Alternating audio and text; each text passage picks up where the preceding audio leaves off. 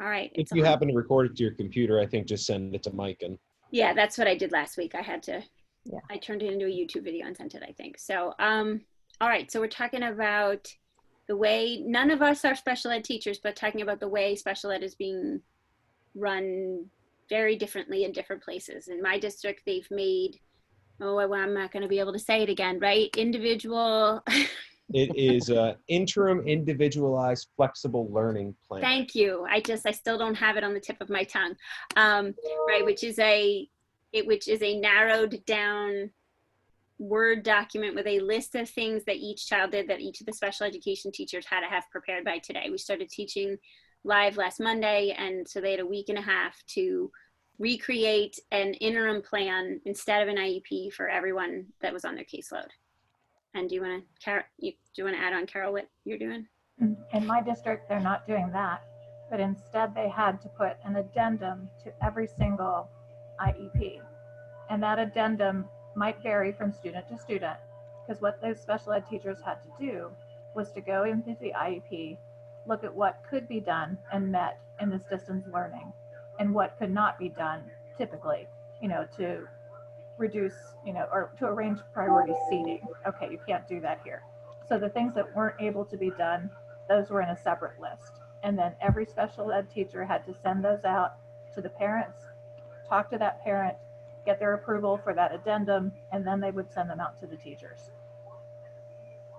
Carol, do you feel like they're essentially trying to build themselves a waiver into the IEP by doing this? So they're looking and saying, these are things that we just have no way to accommodate, even though we're technically recognizing them as in good legal standing, we're just not going to be able to do it. So if you sign here, we'll all agree that we're okay. I think that's exactly what it is. There's just no way to meet some of those things. It's not possible. You can't do preferential seating. I mean, sure, we can still do extended time. We can do a lot of those accommodations, but to pull out in smaller groups for testing, okay, no, we can't do that because we're not testing in that way. So I do believe it was just to show that this is a legal document, but those needs aren't possible to be met in this unusual time. Yeah, I mean, it makes sense that, you would just pick the things that were applicable, right?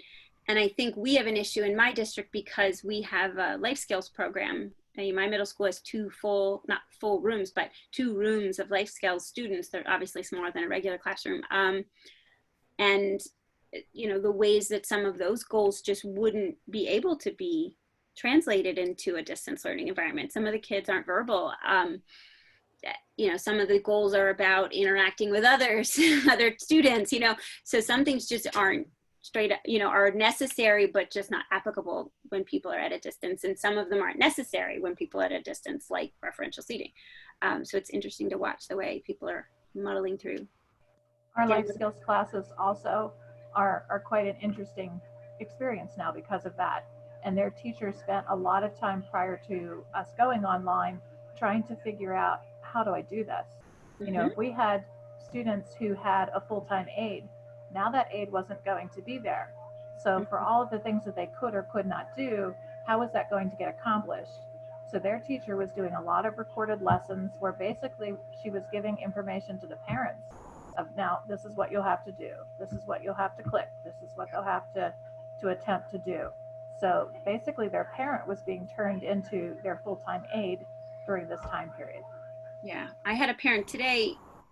I was talking with my student, but a sibling of this student has an FM system, and it never even occurred to them. The way our Chromebooks are working, you have to plug a wired set of headphones in or have AirPods in order. It doesn't have an internal microphone that's working anyway. The district keeps saying they think there's one in there, but I have not yet seen that happen or work.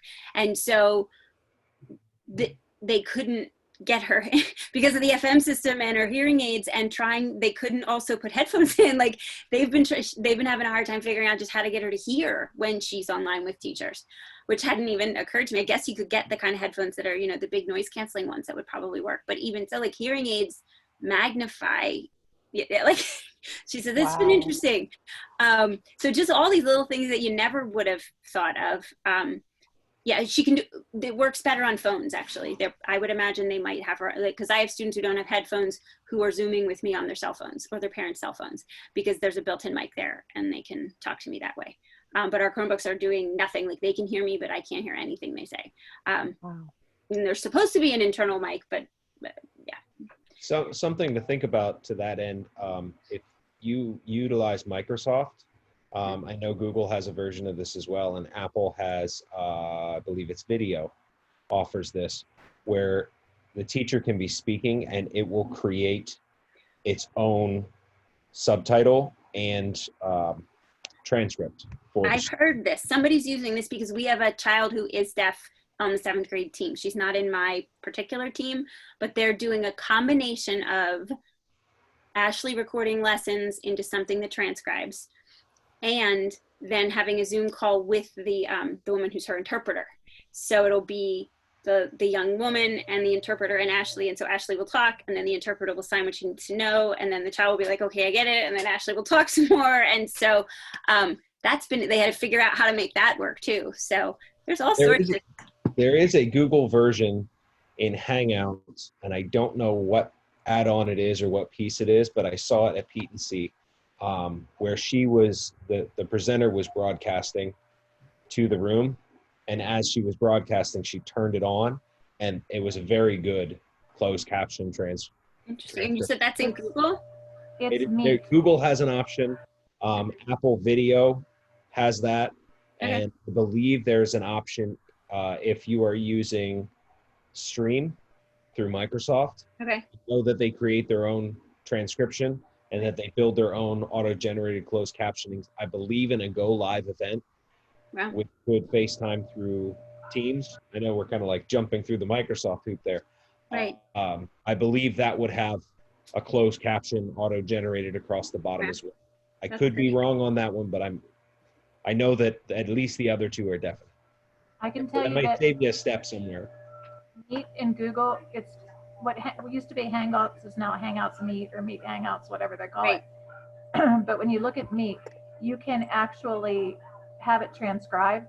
So we did an ELA department meeting that way, because when we were looking at FAPE and trying to think, how do we present an online lesson but make sure our kids get it too, we thought if we could record it and keep the transcript, then that transcript could go home to kids and they would not miss a thing that was talked about in class. Well, that was good in theory, but when you looked at the transcription, it wasn't true to what people said, depending on how they were speaking. Right. And so it was easily misinterpreting information too. And we couldn't find a way to edit it. Oh. So, I had that in Flipgrid. Flipgrid now offers the same thing, where you could download the transcription of the video, but it was nowhere near reliable. Yeah, a lot of that stuff is really garbled. You have to go back and fix it after. Okay. All right. Are we missing anything that's old business? I don't think so, right? Do you want to show the PLC thing that you had, Dan? Because I think even if we start to use it a bit today, and then if we can have more people kind of join in, we could just share the document with them and they could add into it. Sure. I'm going to stick it in the chat for everybody, but it is something that I'd honestly, we could probably expand beyond middle school, and I built it with that in mind. I created just a bit.ly link to share with everybody. This is a Google form that should be accessible. And when you click on the Google form, and I believe I think in this section, I can share my screen, which would be right here. Okay, so if you'll indulge me for a second, I'm going to share my screen. Can everybody see that? Yep. All right, perfect. So what I built is essentially just a brainstorming interactive slide. So the second slide that we get to would just be the instructions. So in the next few slides, choose an open section, enter your information. And as Tracy and I were discussing SMART goals, and which is something that we started using 2 years ago in our STEM labs, that I'm a big fan of, there's a lot of information in there. So I thought, I was thinking today how to organize it best. And I thought, well, if we get 15 or 20 people on here, this is a pretty, easy thing to kind of go through, but it's a lot of information to get lost in. So what we have instead is if I present this, it should still share. There we go. All right, so we have the first slide. You go to the second slide, and I put mine in there as the first one. Just name, district, grade, and what your idea is. If people are then looking at this and deciding, hey, that's a really cool topic, I'd like to learn more about it, when they click here, it will take them to my slide. So they can see exactly what it is. You know, this is my grade level. Here are the steps that I need to go through. Here are resources that I use, and what my plan is to be successful ultimately. Once I move beyond that, and I go, well, I don't know where to go next, and I need to edit so this comes back. In all the other slides, they're blank and editable, and there's a return to table to just take you right back to wherever you would want to go. So it's kind of a cumbersome document that I tried to make very easy to move through, but I thought it would be kind of a good thing if we could get even people that weren't in our meetings or people that had other ideas that we would like to share with this, and maybe expand the team a little bit, people who can't sit in on the video conference, but to gather some ideas and kind of put them in one place where people can easily access all of them. So I'm gonna go ahead and stop my share. Yeah, I wonder, Cindy, do you know from an administrative, I guess, perspective of PTAC, like, should we be just expecting sort of a dip in attendance since people are just starting teaching? Or should we be thinking outside the box? Should we be trying to, I mean, I've tried to sort of draw other people in, but everybody's just up to their eyeballs. Overwhelmed, yeah. And maybe in a week or two, that won't be the case anymore. You know, like, are we meeting at a time that doesn't work? You know what I mean? Like, should we be, I feel like, should we give it another couple weeks and then see if there's something we can do to sort of. I think that maybe that's part reason that Mike wants to gather all the hosts together. Okay. To see how we as an organization can meet the needs of our group. And if that means, you know, a little more promotion, or saying, okay, we're going to concentrate on this particular topic this week, and we've invited this guest. Like, the guests that have been invited to the various PLCs have been wonderful. And that includes this group too. So, and your idea of having that sharing platform, I have not taken the time to go in and see what Jeffrey has done. I wonder how closely related that is to what Jeffrey's trying to do. Or it may even be a place where if we can collect some ideas middle school wise, we just ship that to Jeffrey. Yes. In a nice organized place so that he can put things in. But this is something, more speed. Yeah. This is something that I think you should share with Mike on Thursday. At this point, I'm not quite sure if I'm going to be able to make that particular call because the time doesn't really work. This is Holy Week, and that's Holy Thursday, and there's stuff going on online that I personally want to attend. So if I can find something earlier, I will attend stuff online, services online, and then jump into that call, but I don't know. I really find that bringing the hosts together at this point, I think would be a good move. And I really like what you have done. I think that that is a good sharing point, and we can get that out. Even if we were to push that out via Twitter through the PTAC account to try and, you know, get some ideas, or add that to the taking the temperature of education. You know, what do educators want to hear about? And then we can bring them into the various PLCs. Yeah, I think that's a good idea. It was more along the lines of I just, the place where we can collect some different ideas and I think make it easy to share out and sort of gather things together, and then maybe even add a place in there for contact, which I know is becomes a bit of a touchy thing if you're you know, willing to share that. But I know for me personally, I'm always very open if people have a question of something I'm doing or they want some resources, whatever, just to contact me. I think people That's have different things that they share in terms of their contact information. Like, I really don't care who has my email or who has my Twitter account number, but some people do.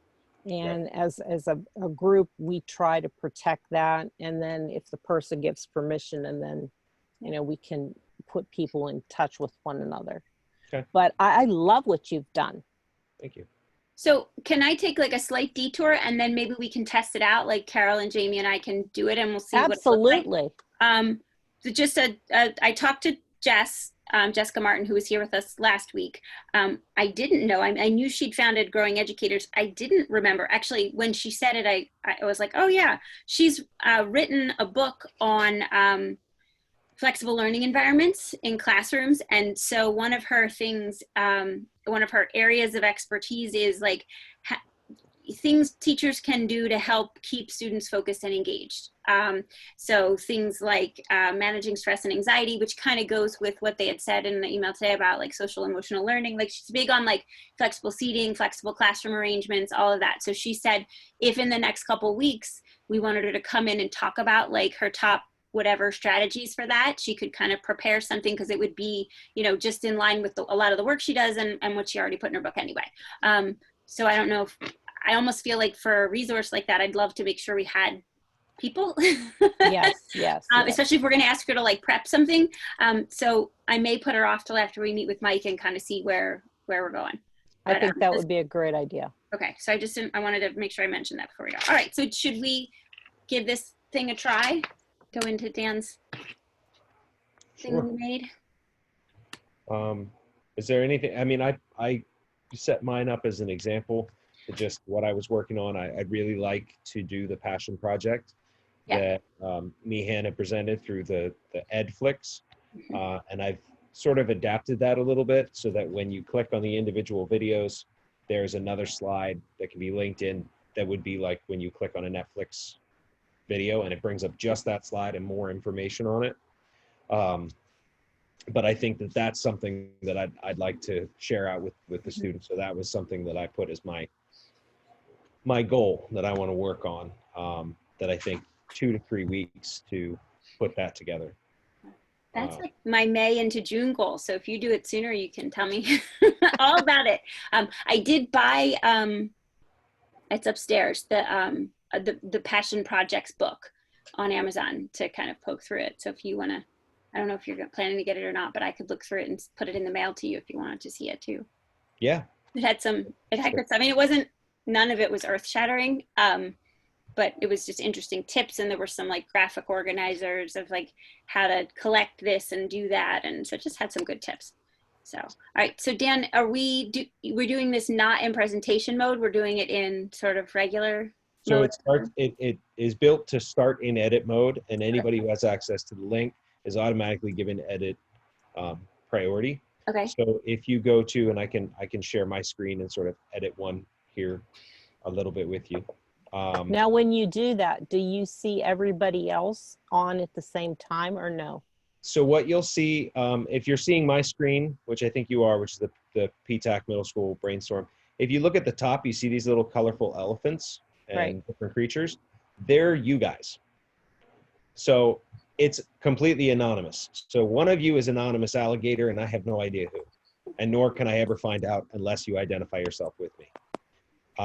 There's an anonymous goose, one of you is a jackal, and one of you is a dinosaur. So whoever that is, pick the cool one, which automatically just generates, but it's nice for security reasons when you make a Google form that it automatically does that for you. So there is a way to interact with that one, but I can't like click on you and find out exactly who you are. But I did find out where you are. So I clicked on the goose and I found out whoever the goose is on tile 8. Oh, that's me. I'm the goose. Oh, man. Jamie's the goose. There Dang you it, go. I want to be the dinosaur. See, we can find out who the dinosaur, if you don't mind. Go here. Oh, the dinosaur didn't go anywhere. The dinosaur's still in the beginning for us. That might be me.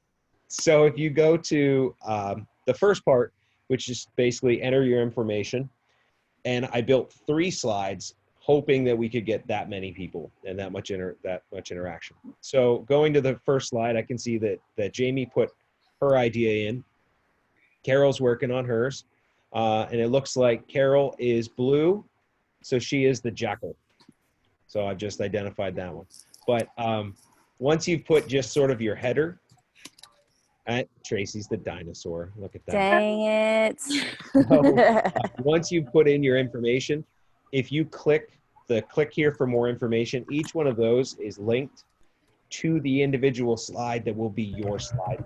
You don't have to create anything. So you guys are putting some pretty cool ideas in. And I'm just going to go ahead and click on Tracy's slide. So I'm down here in the link to your slide. And when I click on it, it tells me slide 10 title because we're in edit mode. And when I click there, it takes me there. So that particular link is always linked to this slide. So nobody has to search through anything. So at this point, if she puts her title up here,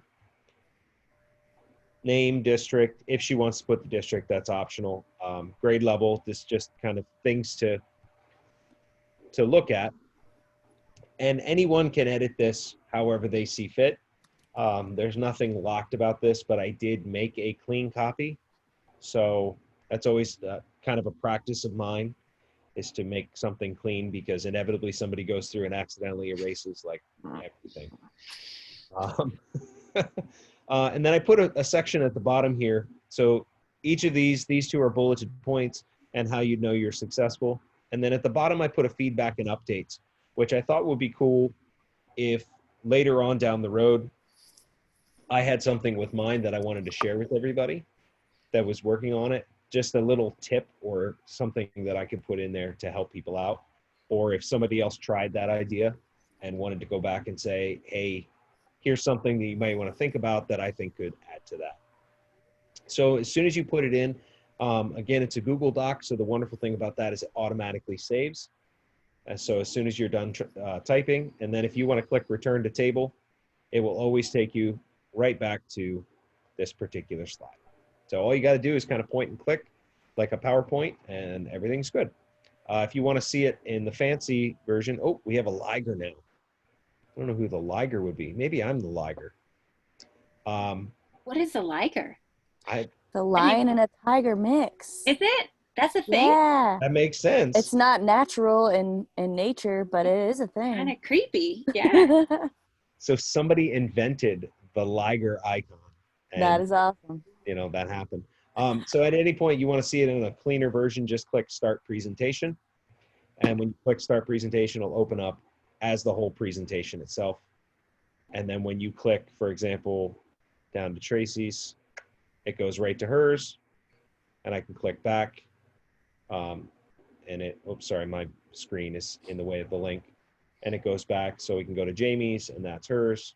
And it'll always go back. It's just a little way to hyperlink those sort of things together. How do the kids manage that? Like, do they? I haven't really done it with them yet. Oh, okay. I was gonna say, I've 'cause used this we're- more so in presentations, but well, that's not true. I got into using Smart Notebook okay. at the end of last year and the beginning of this year, and my Smart Notebooks that I build like that because I have them branched out. So I always want a path where a student never has to search for anything. It's always easily there.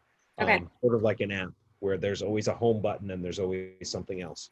This seems to go pretty well.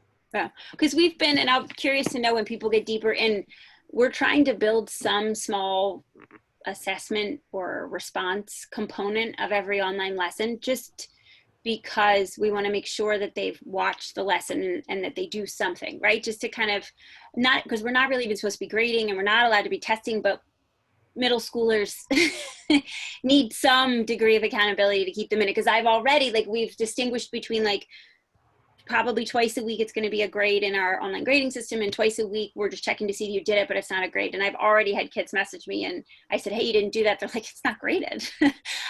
So I feel like we've got to start doing something, right? But like, we're trying to pick the pros and cons of the different feedback systems, because, you know, I love PTAC, which is a Chrome extension, and it is so much fun. It's got all the best of like a Nearpod, but it's attached to Chrome, and the stuff you can show the kids in the classroom is really cool. And then they made the Nearpod, the PTAC Premium free to teachers for the next few weeks, which lets it be student paced. So like, it wouldn't have been practical prior to that. And I'm just enjoying it.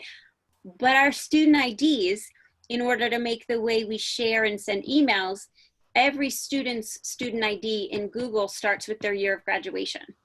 Right. Because like if a parent had a child in district, which we have plenty of, sometimes their kids were getting like email about an IEP because you just put in the last name and you'd click the first thing that came up, and sometimes it was the child. So they put the date of graduation first and then the child's name to distinguish the children's email addresses, that they physically looked really different from the teacher's email addresses.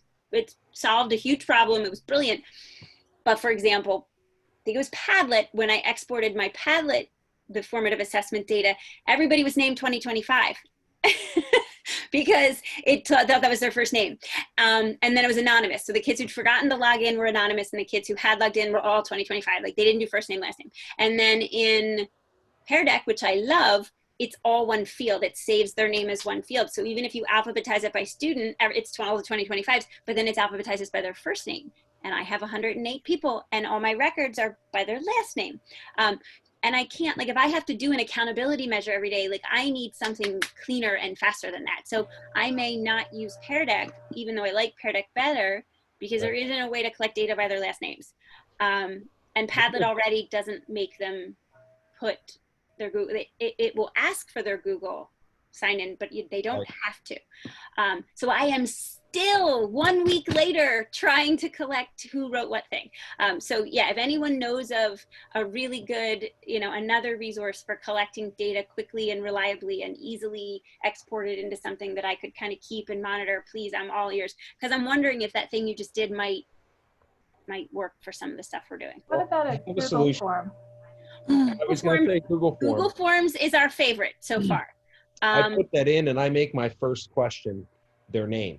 I click the box where it has to collect their Roaster Media email address. I make them type in their name, because at the top of every Google form, when you've done this, there's export to the Google spreadsheet. Spreadsheet. And then you can sort by their name. Well, but I collect their email addresses because their email addresses, not their Google ID, their email addresses start with their last names. And then I can alphabetize by last name. Because if you trust a middle school kid to put their name in, I'd have to say, put your name in, last name first. No, what you have to do is make two questions. One is last name, first name. Then first name. And then I can alphabetize the last names. Yeah. So make them required, so they have to put them in before they move on to the next question. Right. But and then you can just search that field and it organizes all your data. Beautiful. But Google Forms, we're doing reading workshop and writing workshop, and Google Forms doesn't have a way for them to, I liked Padlet and Pear Deck because I could collect the data for me, but they could see what everyone else was saying and comment. There's no interactivity there is nothing so far that has everything I want, which is like a way to export the data in a clean, easy way for me to just be able to do accountability, and then also gives the kids a way to interact with each other. So that's why I was looking at your spreadsheet and thinking potentially that, I don't know.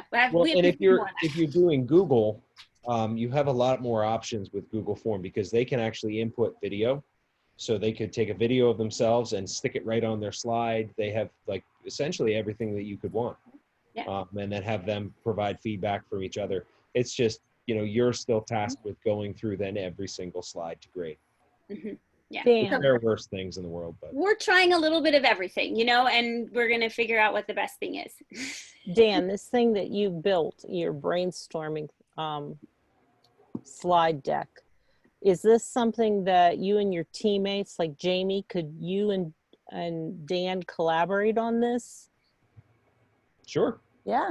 In doing some sort of interdisciplinary work between the two groups?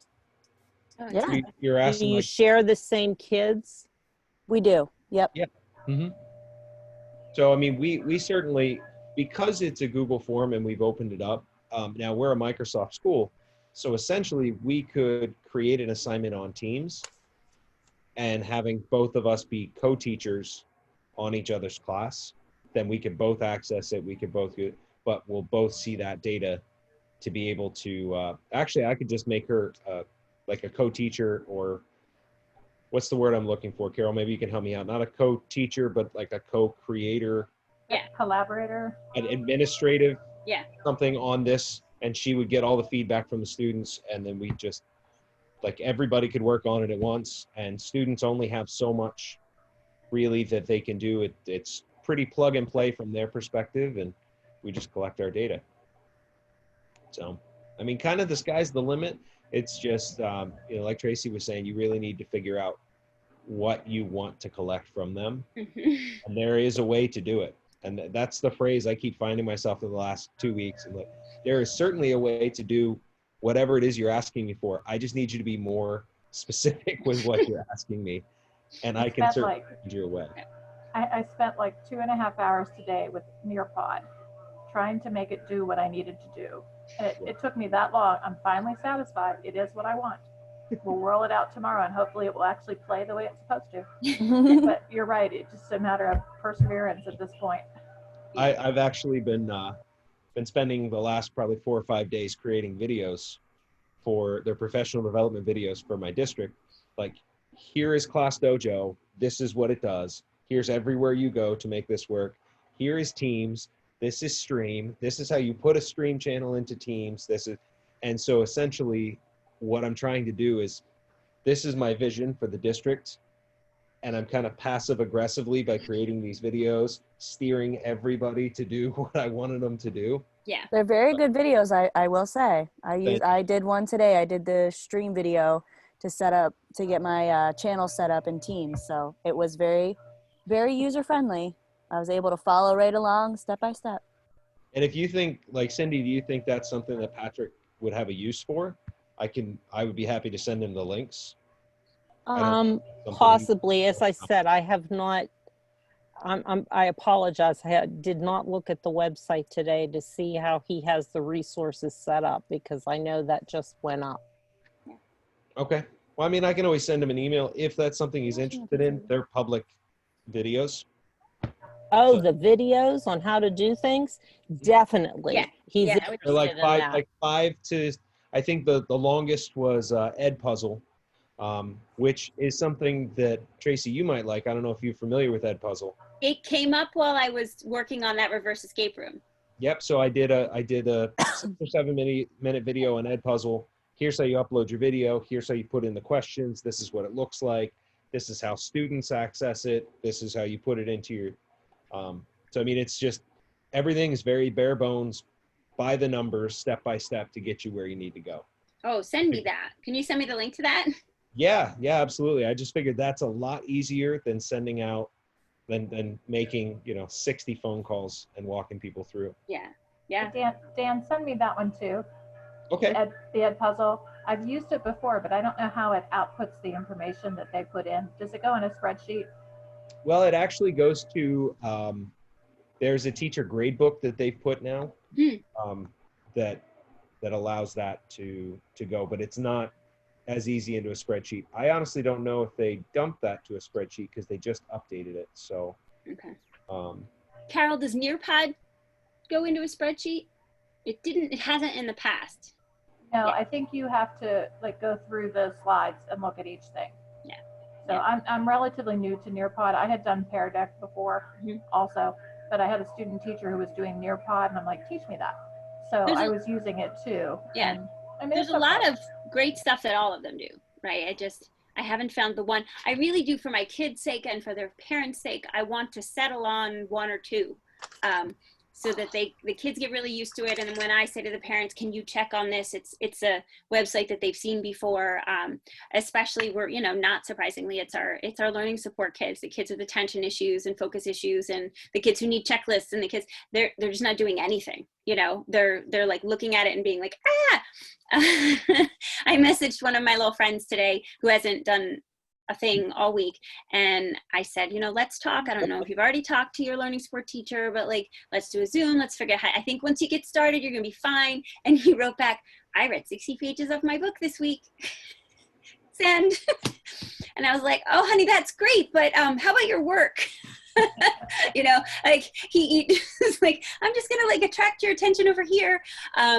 So that's, yeah, I want to stop micromanaging how to find out who did their work and get a clean system for that, so that I can spend more time interacting with my students and more time, you know, designing the lessons. And, you know, it's taking, I mean, I know it's the beginning, but it's taking way too much time. So. Speaking of time, you need to watch the time. I think we're done, right? I think I will. Do you have goals you want to set, or? Well, I think let's wait till Thursday, right? When we hear, I feel like I want to be able to invite people in to address what people want, but we don't really have a group size to get a sample size yet. Does that make sense? Well, what would be helpful to those who are online tonight? I mean, Dan and I had thought we would share the near term goals for the PLC and let people give feedback to each other. That was sort of where we were leaving. Okay. I think it would be very beneficial if everybody wouldn't mind just creating something in there to just say, here's a goal that I have that I would like to work towards, so that, you know, even if we happen to look at this and we go, you know, next week, go, oh, I saw that you had this goal and I happen to know something about that.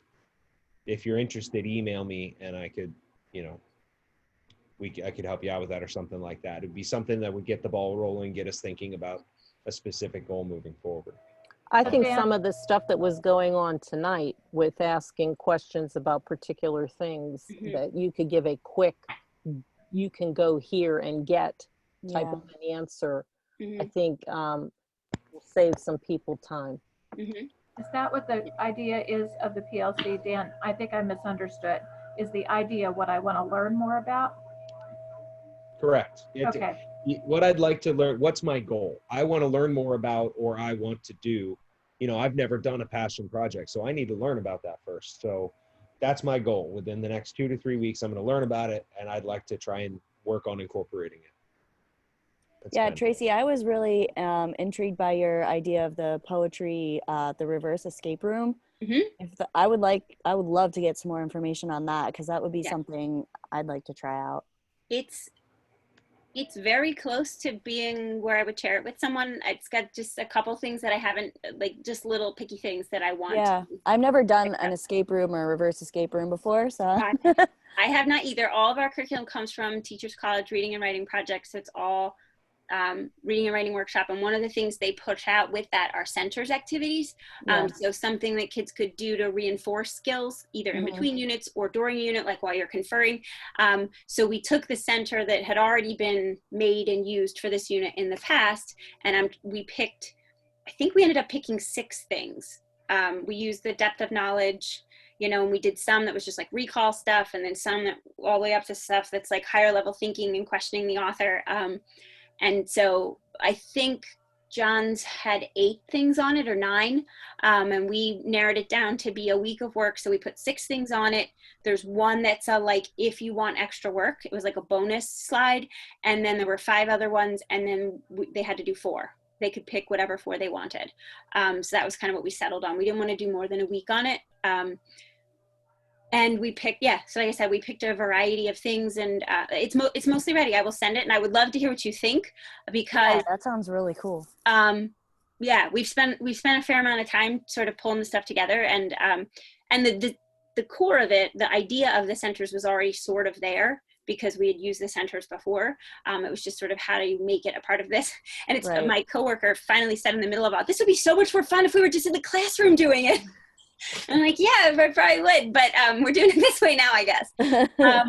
So yeah, that's my kind of near-term goal, and then passion projects after that. So I'll go in when we get off, and I'll put what we've done so far, and then hopefully tomorrow I can share what it looks like. We have so many meetings tomorrow, but I'm going to try to work on it kind of in between meetings. Yeah. At the latest Thursday. Was there any other? I put the Ed puzzle, and I thought, if you're not familiar with Google Voice, that's something that may interest a lot of people, because Google will actually give you a burner phone number to contact your parents while you're at home.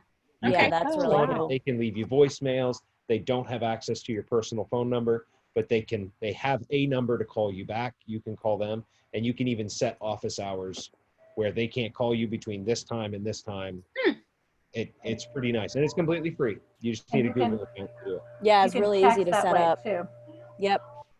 Wow, that sounds That's a really neat one. neat. Yep. So I if like there that. were any other ones, let me know. I'd be happy to get you the links to them. Okay.